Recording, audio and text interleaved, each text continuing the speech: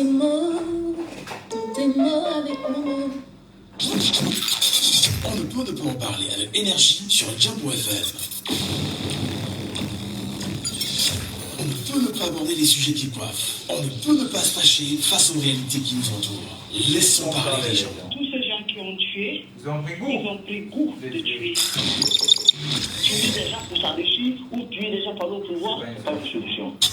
Laissons parler les gens. La libre antenne de votre radio. Parlez sans tabou, sans se blesser. Percez et crevez l'abcès. C'est vous qui avez la parole. Pourquoi on n'interdit pas la circulation des armes sur le continent africain? Laissons parler les gens du lundi au vendredi sur Jambo FM. Laissons parler les gens. Désormais, de 9h à 10h30.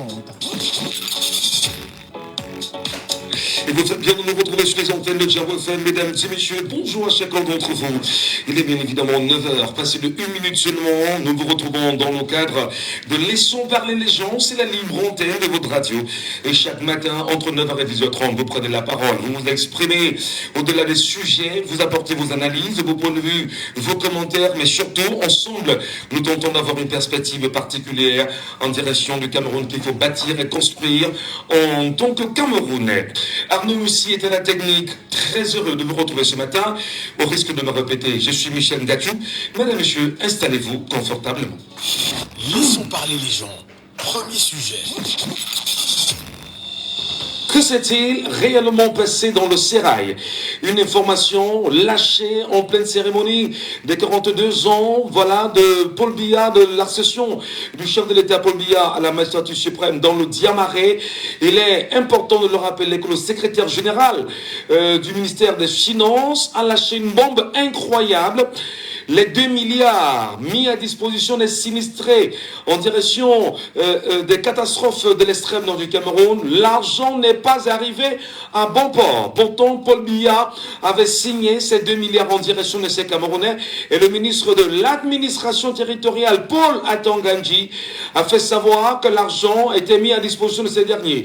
Comment comprendre cette bombe qui éclate au sein même du rassemblement du peuple camerounais aujourd'hui pour une grosse dénonciation faite par le secrétaire général du ministère des Finances qui a choisi d'en parler lors de la célébration de l'an 42 du renouveau. Mesdames et messieurs, ce matin, vos interprétations, vos analyses, mais surtout tentez de comprendre décidément le RDPC et ses acteurs sont-ils, au moment où nous parlons, un parti des voleurs? Laissons parler les gens. Deuxième sujet.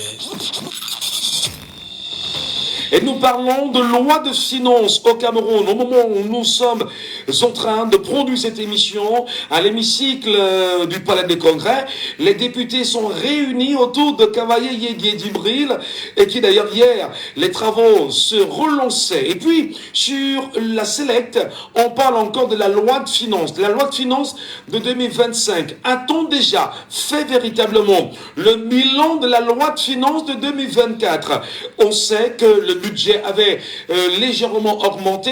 Est-ce qu'on est aujourd'hui capable de dire au peuple camerounais véritablement ce qu'il en est? Quel bilan le peuple camerounais fait-il de ce qu'on peut qualifier de loi de finances avec des augmentations reconnues en 2024 et surtout les projections pour 2025? Ne sommes-nous pas dans une dimension qui visera probablement à asphyxier davantage les Camerounais? Mesdames, Messieurs, ce matin, on prend la parole et on s'exprimera en deuxième partie pour ce deuxième sujet. Laissons parler les gens, libérons la parole.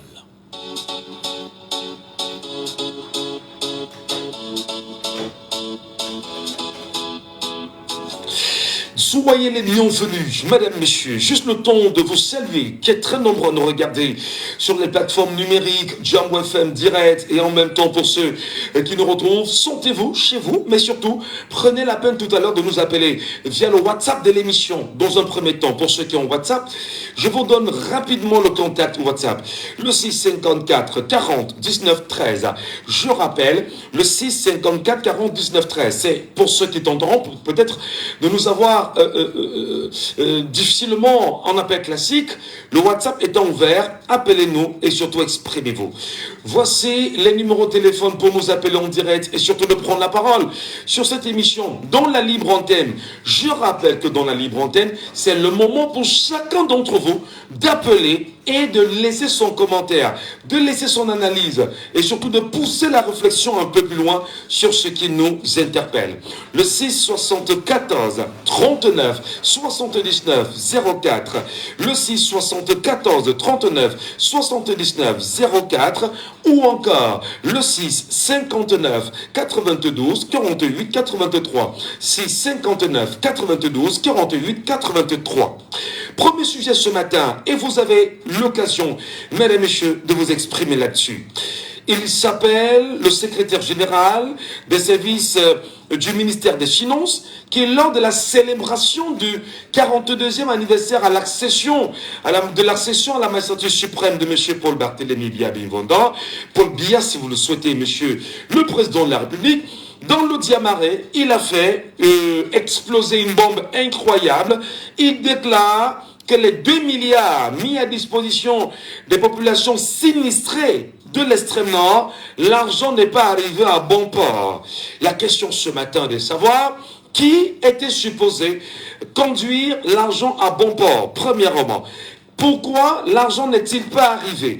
Comment peut-on expliquer que ce soit au sein même du RDPC, que cette vérité soit répandue et quelle lecture vous, Camerounais, vous en faites véritablement. Nous vous donnons la parole ce matin. Appelez-nous et exprimez-vous. Est-ce que le RDPC est en train de s'éclater? Auditeur en ligne, le tout premier de la journée. Bonjour. Bonjour. Soyez les bienvenus. C'est Raoul, là. La voix c'est ça. Affirmatif. Bienvenue, Raoul, depuis EDA, ce matin. Merci bien. Quelle est votre lecture de cette bombe lâchée en plein 6 novembre dans le Diamaré, où on fait savoir que les 2 milliards mis à disposition des sinistrés de l'extrême nord, l'argent n'est pas arrivé à bon port? Mais ce grand soir qui commence, on a vu le patron de la Société nationale l'autre jour. Aujourd'hui, c'est le délégué du ministre des Finances. Demain, ça serait une répression. C'est le grand soir, monsieur Michel. Et c'est comme ça que ça va commencer. Chacun veut déjà se laver les mains. Le consultatif va commencer. Et non, je n'étais pas moi là. Même si ça s'est passé comme ça. Nous nous posons beaucoup de questions. Pourquoi c'est maintenant que ça se passe dans sa région qu'il interpelle? Qu'est-ce qu'il attendait depuis? Il nous dit que c'est le seul agent qui a été détourné devant les yeux. Mais ce qui nous étonne, c'est que c'est justement quand ça se passe dans sa région qu'il interpelle les gens. Et c'est une interpellation grave. Il dit que l'argent est arrivé jusqu'à Diamaré. Non, que l'argent n'est pas arrivé. Que l'argent n'est pas arrivé à bon port, dit-il. Il dit que l'argent n'est pas arrivé, les 2 milliards d'aide que le chef de l'État a mis à disposition de ses compatriotes. Depuis plusieurs années. C'est pour ça qu'il y a une image. Vous voyez, il y a une image. Quand on a fait avec l'argent dans une mission, il est obligé de détourner. Et quand il faut défendre, il faut sortir tous les mots sur les plateaux de télévision. Oh, vous êtes anti-patriote. Oh, vous êtes jaloux. En fait, tout le monde souffre à cause de ces gens. Et c'est qu'une poignée de personnes ne sont pas nombreux. Moi, je me demande bien pourquoi nous sommes si à mort. Ils ne sont pas nombreux, c'est une poignée de personnes. Pourquoi tu sens que c'est un pays sérieux? C'est que depuis qu'il a parlé là, on n'a pas interpellé la personne. C'est pas un pays sérieux. La justice est corrompue. Le judiciaire, le judiciaire corrompu. Le législatif corrompu. Mais qu'est-ce qu'on va vous faire? Ils sont obligés, ils vont tous pour conserver le pouvoir, pour continuer à voler. C'est que nous se faisons comme ça. Mais il y en a qui supportent. Moi, je continue vous appeler que non, il n'y a pas les feux, c'est normal, parce que c'est comme ça. Comme ça en France depuis 82. C'est comme ça que nous disons de jour en jour. Jusqu'à quand c'est là, on voit qu'aujourd'hui ça serait meilleur. Non, tout va encore les nouveaux secours. Pour moi, nous sommes dépassés des Niger. Alors, on a quand même entendu Paul Atangandji là-dessus, le ministre de l'administration territoriale, qui a très souvent pris les devants pour dire que le chef de l'État a mis un montant à disposition. Est-ce qu'on ne peut pas, de façon réelle, le regarder et attendre qu'il nous dise un peu plus de ce qu'il en est quand même, parce que ça vient du RDPC. Mais vous croyez que le RDPC peut dire quoi de bon? Il ne peut rien dire de bon. Rien de sérieux, il ne peut rien dire de bon. nous les pauvres populations, nous avons seulement nos yeux pour regarder.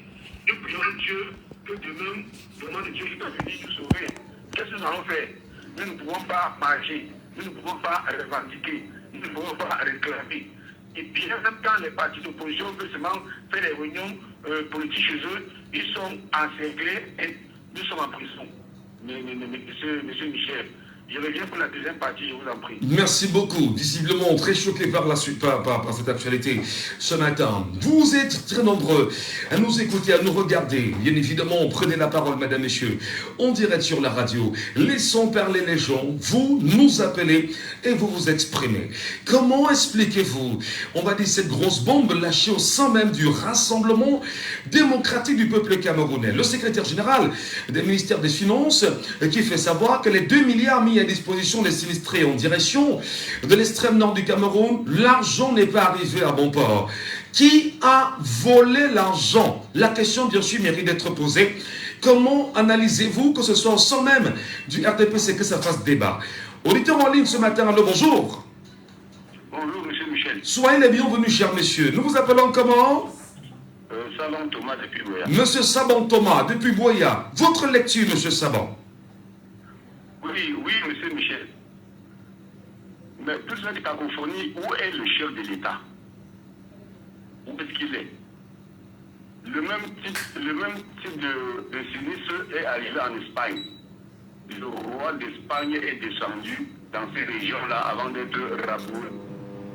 Il est descendu là. Où est notre président? C'est-à-dire que tous nos malheurs, ça ne le regarde pas. Je vous dis que le roi d'Espagne, je ne parle pas du premier ministre, le roi d'Espagne est descendu sur les lieux. Les populations l'ont même insulté. Il a fui. Où est notre président? Bon, on le voit à 2 milliards. C'est un serpent de mer, il n'y a pas d'enquête, on va faire des recherches. D'abord, vous dites que c'est un grand... Quel grand bombe? Ça dépasse les 180 milliards de Covid, ça dépasse l'argent du stade. C'est même une grande bombe.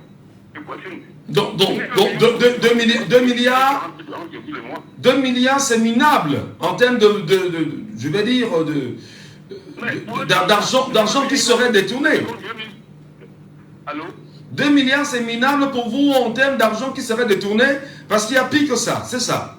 Il y a eu pire que ça, on n'a rien dit. Vous voulez qu'on dise quoi pour 2 milliards? Hein? N'est-ce pas le président de la République a décoré ceux qui ont détourné tout l'argent de Covid et des stades? Il les a décorés. La Cour des comptes a fait des rapports qui les incriminaient, qui a soulevé le petit doigt.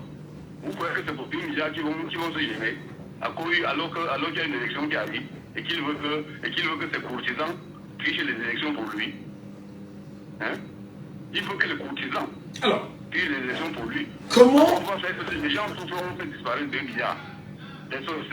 Depuis comme M. Raoult, je l'ai dit, on devait, les enquêtes ne devaient pas déjà commencer. Hein? On attend quoi? Qu'est-ce qu'on attend? Les gens souffrent, on ne voit pas les pas de 2 milliards sur le terrain. On dit que un grand membre du RDPC dit que l'argent a disparu, ils n'ont pas vu l'argent. Et on reste comme ça. Et c'est Michel, vous voulez qu'on fasse quoi? Je voudrais quand même vous relancer. Quand vous dites que l'argent a disparu, on reste comme ça.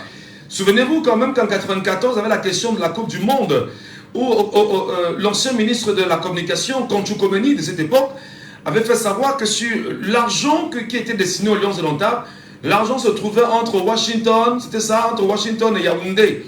Alors, on n'a jamais levé le doigt sur cet argent-là. Aujourd'hui, c'est 2 milliards qui se retrouveraient, on ne sait, entre qui l'a porté et les sinistrés. Est-ce que finalement, c'est la preuve par 1 milliard que nous sommes dans un règne de l'impunité? Monsieur Michel, en 98, j'ai travaillé déjà. Monsieur Conchou avait dit cela, mais la réalité, un grand membre du RDPC m'avait dit que l'argent des Lions indomptables avait été redistribué aux députés pour acheter leur vote. C'était entre, on avait dit entre Paris et New York, et non entre Yaoundé et New York, entre Paris et New York. Maintenant c'est 1994. L'argent n'avait pas disparu dans les avions. L'argent avait été donné aux députés pour acheter leur vote pendant une séance du Parlement. L'argent n'avait pas disparu. Mais vous vouliez qu'on utilise quoi? On était maître dans cet art-là. ne pouvez pas dire autrement.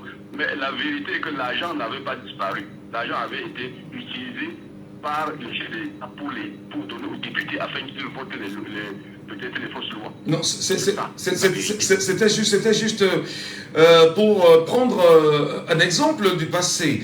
Maintenant, 2 milliards lâchés en plein sérail, en plein RDPC. Quel visage renvoie le RDPC aujourd'hui quand l'information vient de lui-même? Oui, mais, monsieur Michel, le visage, est-ce que vous croyez à ce que vous dites? Non, Est-ce que vous avez besoin du visage pour gagner les élections? Non, quel village? Non, quel visage? Quel visage? Mais quel... Ils ont gagné. Ils ont besoin du visage. Le président a promis 3 000, ou bien c'est 3 000 forages, il a eu ce forage. Et il va toujours gagner là-bas. Je vous avais déjà dit que là-bas, le mot d'ordre se donne dans les mosquées et les kilos de viande avec les kilos de riz, on vous met votre bulletin dans votre tâche et c'est là que le lendemain vous mettez le même bulletin dans l'urne. C'est clair.